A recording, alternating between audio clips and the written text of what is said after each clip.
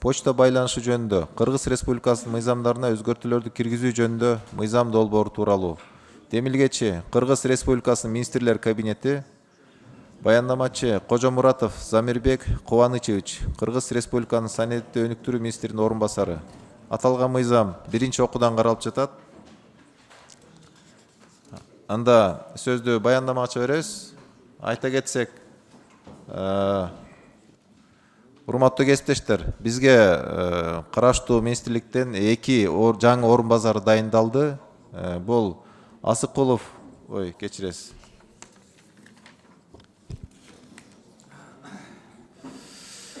Кожомуратов Замирбек Кубанычевич,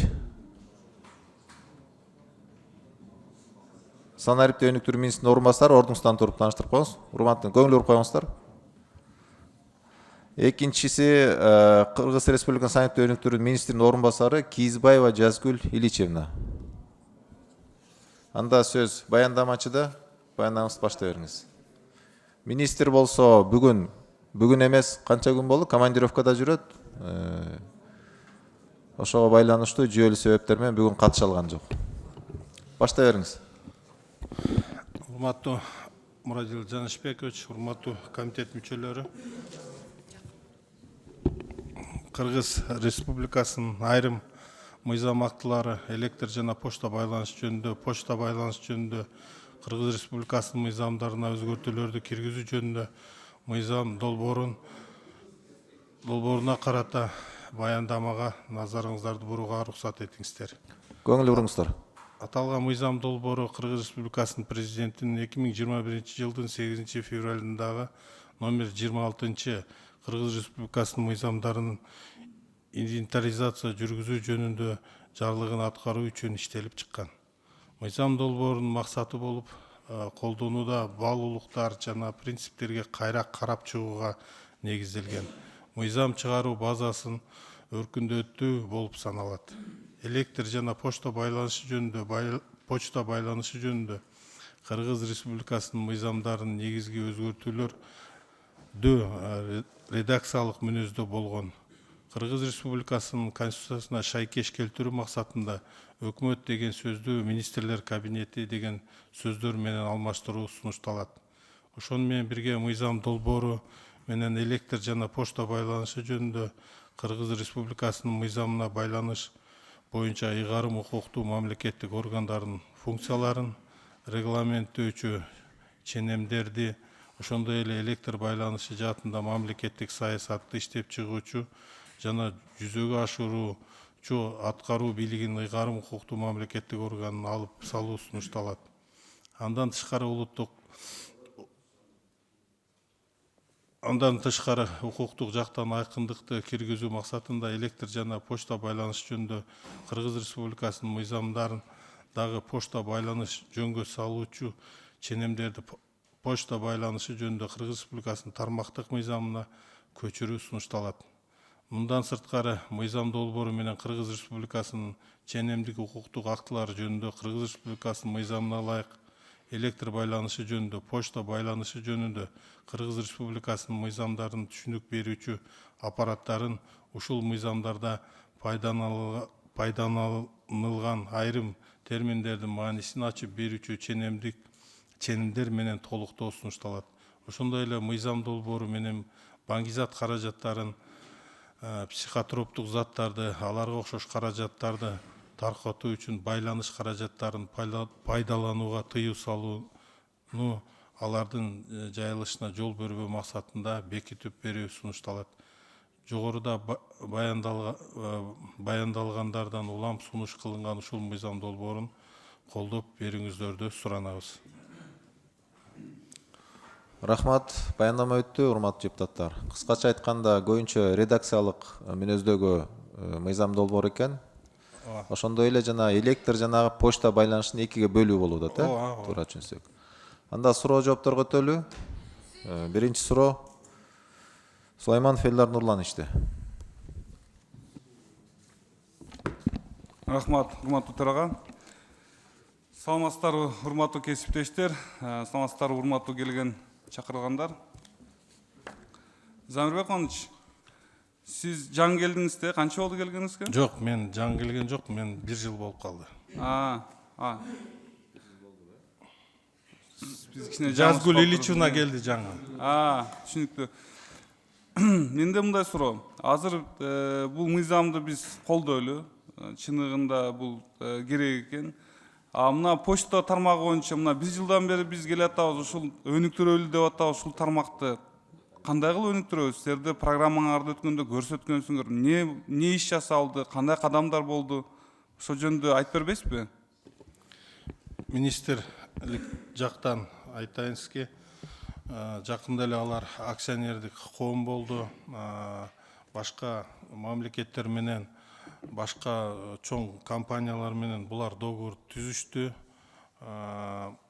Сотрудниктердин айлыктарын колдорунан келишинче көтөрүп атышат. Эгер уруксат берсеңиз, Кыргыз почтанын жетекчиси да келген, жооп берсе толук. Не жумуш жүрүп аткан? Жооп бериңиз. Саламатсыздар, Черекчиев Марат, Кыргыз почта ачык акционердик коомунун төрагасы. Биздики 2022 жылы Кыргыз почтасы мамлекеттик ишканадан ачык акционердик коом болду. Ада биздики ошо стратегиялык план түзүлгөн 2023-2027 жылга чейин. 2022 жылы ада 2023 ошол башында чоң өзгөрүүлөр болду. Бул биринчиден өзү Кыргыз почтанын ичинде оптимизация болду. Айлыктар биздики кичине көтөрүлдү. Мындан тышкары биздики ошо стратегия план боюнча чет мамлекеттен Таллин, Эстониядан жана Ригадан биздики представительство ачылды. Кыргыз почтаныкы бул почтовый транзит өнүктүрүү боюнча биринчиси, экинчиси биздики ошол бондовый склад деген понятие бар. Ошол боюнча биздики өкмөттүн токтому чыкты. Бул понятие азыр киргизилди. Азыр биздики бажы комитет менен эмелери, правилалары түзүлүп жатат. Бул март айында токтом бекитилген. Үчүнчүсү биздики Кытай эл аралык почта менен келишим түзүлгөн. Биздики марттын аягында эң биринчи почтовый обмен өттү. Бул биздин Урумчи почта менен алардын почтовый жүктү биз Екатеринбургка чейин жеткирип, анан кайра обратно биздики Екатеринбург, Бишкек, Кашгарга чейин биздин почта машина биринчи транзит өттү. Биздики мурда Кыргызстандын автоунаалары Кытайдын ичине кирчү эмес, почтовый машина ошо Кашгарга чейин киргизилди. Анан биздики ошол Кытай эл аралык почта менен келишим түзүлгөн. Кашгар шаарында, свободный экономический зона Кашгардын ичинде Кыргыз почтанын бөлүмү ачылат. Бул биринчи полугодие 2023 жылдын аягына чейин ачылышып жатат. Bundan тышкары бүт электрондук соода боюнча азыр биздин бүт шарттарын барын ошакка киргизип атабыз. Азыр чоң маркетплейстер российский Озон менен биз келишим түзүлгөнбүз. Алар биздин сорт-центр ачылган Кыргызстандын ичинде. Бул Кыргыз почтанын базасында 14 апрель 23 жылы азыр ошол чоң маркетплейс Озон чоң форум өткөрүп жатат Кыргызстанда, Новотел отелде. Биздин бүт жарандарды ошакка чакырып, мүмкүнчүлүктү түзүп берип атат биздин товарларды сатканга ошол Озондончу. Ошонун ичинде Кыргыз почтасы сортировочный центр жана логистика жагы ошол Кыргыз почтаныкы болуп атат. Ошондой эле келишимдерди биз азыр Америка Кошмо Штаттын маркетплейстери менен түзүп атабыз жана Европанын маркетплейстери менен түзүп жатабыз. Кыскача. Ожо Улушбекович, сиз айтып атасыз, сортировочный центр деп уже ачылбадыбы бизден Озондуку? Ооба. Ал эмне ошол Кыргыз почтага карайбы? Ооба. Мына жакында эле ачылган. Ооба. Аны ижарага алдыңарбы? Ооба, бул биздин Кыргыз почтанын базасында Озон бизде ачты. ошол сортировкасы, упаковкасы жада логистикасы Кыргыз почтасы жазып атат. Азыркы күндө уже биздики порядка 10 тонна Россияга биздин посылкаларды жөнөттүк ошол Озон продукты мененчи. Анан азыр ошол Marketplace Озон ошол 14 апрелде чоң маркетинг кылып жатат. Ошо генеральный партнер Кыргызстандын ичинде Кыргыз почтасы. Дагы ошондо сортировочный цех сиз кайсы жерде пландаштырып атасыз ачканга? Мен Ош шаарында. Ош шаарында. Ал качан ишке ашат? Биздики 4-чү күнү Озондун жетекчилиги келет. Алар менен сүйлөшөбүз, чогуу эмесин маркетинговый, анын стратегиялык план. Алар азыр Кыргызстандын ичинде пошагово кирип жатат да. Анан алар менен сүйлөшөбүз, бирок биздин пландар боюнча эмки жылы ачылыш ошо Ош шаарында. Bundan тышкары биз азыр не только Озон, Казань Экспресс, Wildberries деген маркетплейстермен тоже сүйлөшүүлөр жүргүзүп жатабыз. Алардын пландары боюнча тоже Ош шаарында ачыш керек. Мурат Жолдошбекович, ошондо мындай сиз конкретно цифралар менен айтып бере аласызбы? Ошол азыркы ачылган сортировочный анан мына Югта да Ошто да ачам деп атасыз, ачкан атасыңар.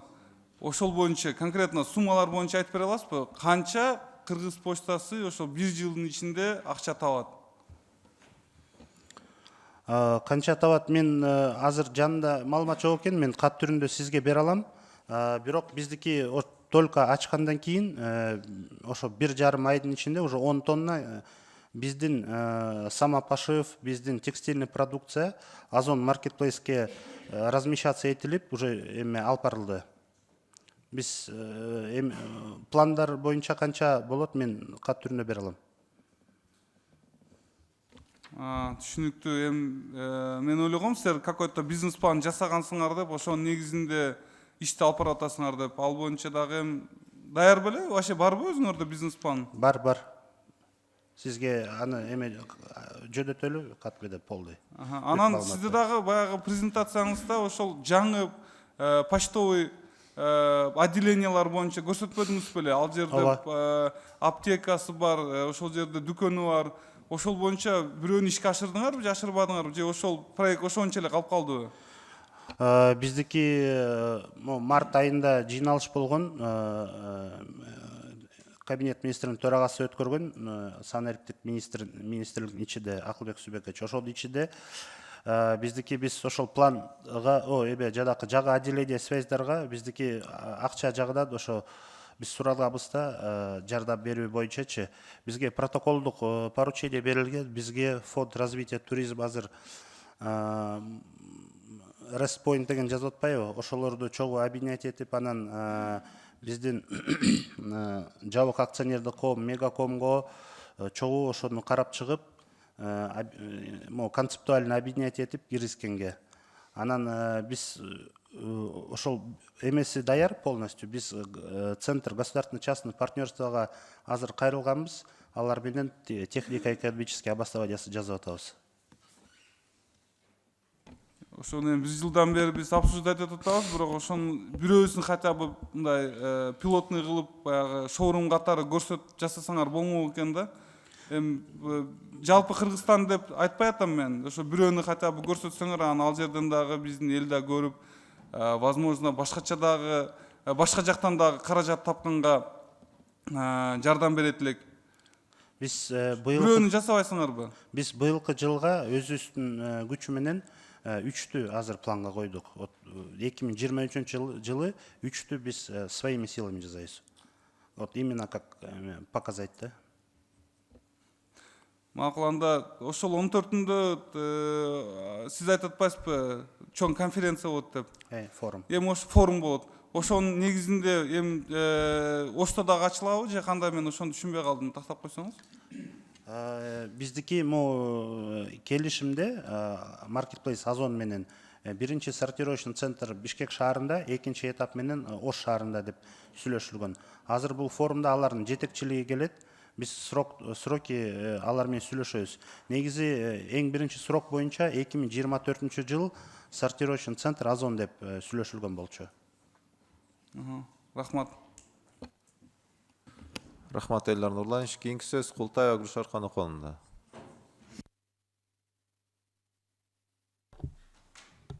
Рахмат.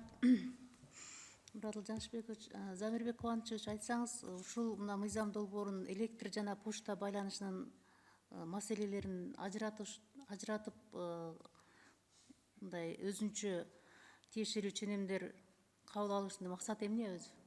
Ажыраткандын максаты. Ажыраткандын максаты Электр связьды өзүнчө калтырган. Ажыраткандын максаты Кыргыз почтасы акционерлик коом болуп бөлүндү алар. Булар өздөрүнчө организация, связь тармагы ал өзүнчө. Бирок жакын арада бизде цифровой кодекс болгондон кийин бул биздин эски мыйзамдарыбыз мындай көп деле иштебей калат да. Азыр акционердик, ачык акционердик коом Кыргыз почтасын 100% мамлекеттик. 100% мамлекеттик. Бул жерде азыр почта байланыш жөнүндө мыйзамда, мисалы, бул почта байланышы боюнча ишканаларды сиздер юридикалык жактарга жана башка жактарга, мисалы, лицензия менен почта байланышын ишмердүүлүгүн жүргүзүү үчүн бергенге укуктуу экенсиңер да. Анда сиздер эртең, мисалы үчүн чоң компаниялар келсе, мисалы жанагындай DHL, FedEx деген абдан да чоң. Бул наоборот жана кимге биздин Кыргыз почтасында конкуренция болуп атканда кандай болот анда? Азыркы кезде биздин мамлекетте где-то 90 лицензия берилген почта менен ишмердүүлүк жүргүзгөнү компаниялар, 90 компания иштейт, Кыргыз почтасынан башка. Демек бул азыркы немеде бар лицензия алып иштеп аткандар бар. Бар. Түшүнүктүү. Анда могу неме боюнча мына ушул мыйзам долбоорунда сиздер бул жерде мисалы Кыргыз почтасы деле азыр кирет да 0,9%-ин байланыш тармагын өнүктүрүү үчүн төлөөгө мажбурлатып кылып атасыздар да. Бунун ичинде биздин ошо жана лицензия алган компаниялар дагы, Кыргыз почтасы дагы төлөш керек. Булардын азыр финансылык чарбалык состояниясы начар болуп атса, кантип төлөйт муну 0,9? Марат Жолдошбаев, сиз айтсаңыз, 2022 жылдын жыйынтыгы боюнча мисалы Кыргыз почтасы канча прибыль менен чыкты? 150 000 сом чистая прибыль. Сиздер мурунку немеде жанагы азыркы колдонулуп аткан мыйзамда жок экен 0,9%. Азыр жаңысына киргизип атат. Силер ушуну кантип төлөйсүздөр азыр эми?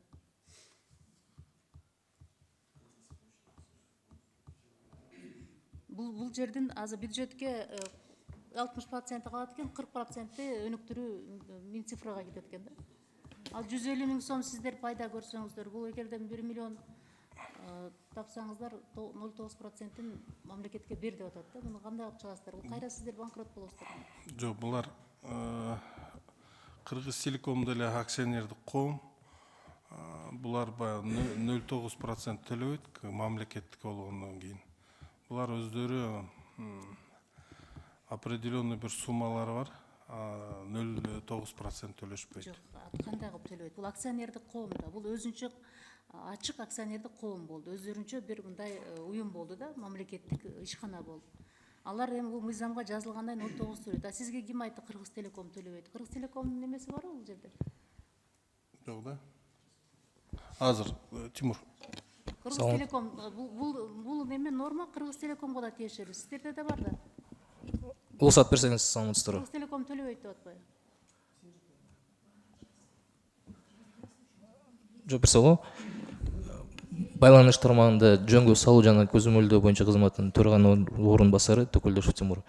0,9 боюнча төлөнүп келген азыркы күнгө чейин. Анан бул мыйзамды азыр өзгөртүү болуп келгенден кийин деле 0,9% төлөнөт. Телекомдагы бүт лицензия алган байланыш уюмдары, мобилдик уюмдар бардыгы төлөйт. Бардыгы тең төлөйт. Бирок 0,9 мына ошо азыр былтыр эле ушул Телеком боюнча сиздердин отчетуңуздар болгондо Телекомдун баягы финансылык өзүнүн эмнеси, акыбалы күндөн күнгө начарлап баратат.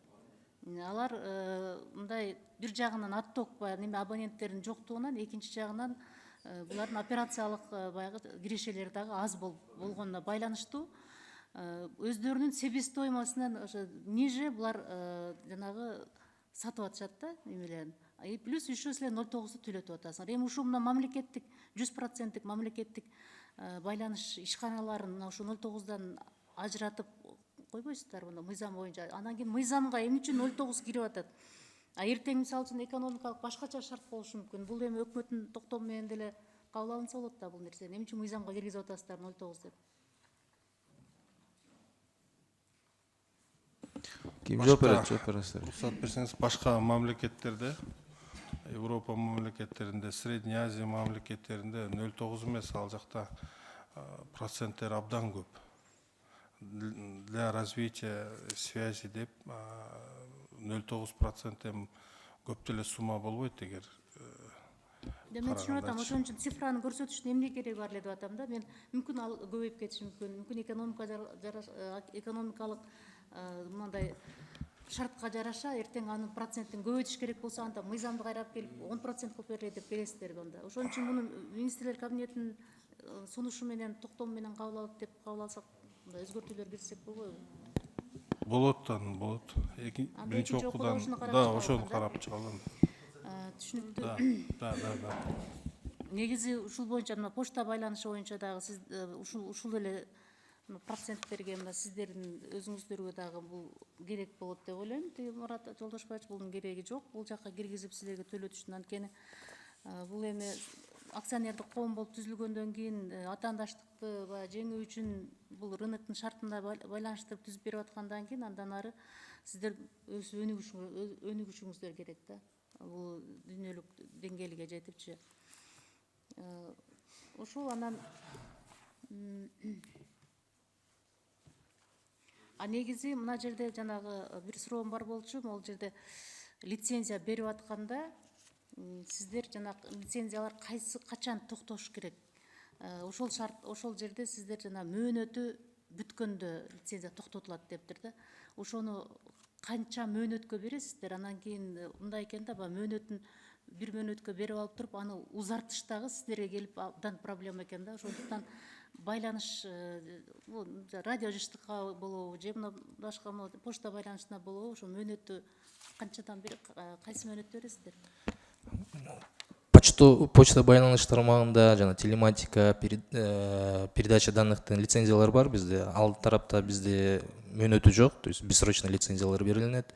Радио жыштык боюнча бул деген өзүңүз билгендей бул мамлекеттик чектелген ресурс болуп эсептелинет. Анан биз тараптан биз деген ушу лицензияны бергенде радио жыштык боюнча биз мөөнөтү бир 10 жылга чейин беребиз. Это от технологии зависит.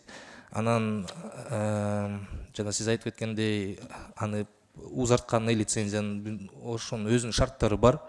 Мисалы деген требованиялар бар, лицензиянын требования. Если ошол требованиянын баарын тең аткарылып, жакшы иштелип келсе, биз аны узартабыз. Эгерде мындай бир ал жерде деген требованияны мындай аны жок кылыштын дагы лицензияны токтотуштун да өздөрүнүн шарттары бар да, туурабы? Анан кийин мына жакында эле бизде ошол бир мындай радио жыштык боюнча ошол лицензиясын узартпаган бир фирма келип мындай кайрылды да, эми мындай убуз эки эле мындай сүйлөштүк. Алар деген бир каттын негизинде эле мындай узатпай жатат деген бир мындай дооматты айтып атат да. Эми бирок негизсиз деп атат. Ошону токтотуш негизсиз. Мындай общий эле жазып койгон дейт. Мисалы биздин же бир мындай коопсуздукка, же бир мындай мамлекеттик бир мындай кызыкчылыкка байланыштуу токтотулсун деп эле мындай эч кандай бир немеси жок, далили жок эле ошону токтотуп коюп атат деп мындай сөздөр болуп атат да. Ошого кандай жооп бересиздер? Кайсы компания экенин мен азыр негизи ошондой компаниялар болуп калып атат. Приблизительно айтып атам да. Негизи бизде токтотуу боюнча өз шарттары бар, сиз айткандай. Соттун чечими керек. Жок, соттун чечими эмес. Бизде 754 токтомунда 55-54 пункталарында эметилген, көрсөтүлгөн эффективное использование номиналов частот деген бар да. При продлении лицензии ошонун баары тең каралат. Андан тышкары, жанагы сиз айткандай национальная безопасность, требования национальной безопасности в законодательстве это указано. В случае, если органами госбезопасности требуются данные частоты, они могут использовать их. И в связи с этим лицензия приостанавливается. Түшүндүм. Кыскасы немесинен 10 жылга чейин берилет экен. Андан кийин иштеген иштерине байланыштуу кийин продление болот экен. А эгерде башка бир случайлар болсо, анда аларды далилдемейинче сиздер токтото албайсыздар. Ушундай деп түшүндүмбү? Туурабы? Немесин лицензиясын, Рахмат анда. Сиздердин ишиңиздерге ийгилик. Кыргыз поштасы өнүгүп өсүп кетишин биз да каалайбыз. Анткени бул канча жылдан бери биздин ар бир айылдын ичине чейин кирген ишканалардын бири болсо керек деп эсептейм. Ошондуктан чындыгында мына өзүңүздөр айтып кеткендей, азыркы мезгилде электрондук соода жүргүзүүлөр, баягы интернет аркылуу жүргүзүүлөр абдан күчөп, баягы замандын талабы болуп аткандан кийин мына ошол услугалардан, дүйнөлүк практикалардан сиздер колдонуп, мына өсүп өнүгүп кетишиңерди мен да каалайм. Рахмат. Рахмат, Гүлшара Коноконовна. Азыр биздин учурдан пайдаланып, бизде парламент радиосунун өкүлү Кипер Сайым суроосу бар экен радио жыштык боюнча. Сурооңузду айтсаңыз микрофонду басып жооп бериңиздер.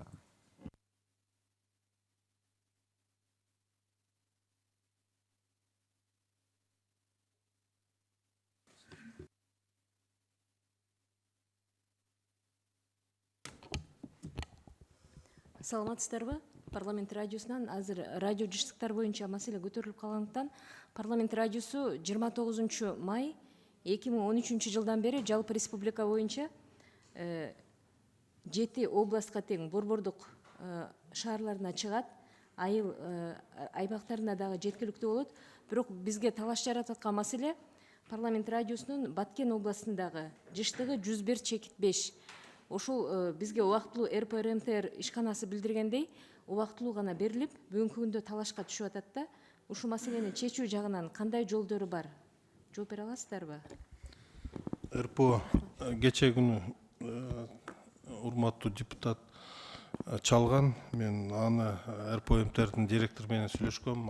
Алар дагы Кыргыз радиосун Баткен жергесине алып барышыптыр. Биз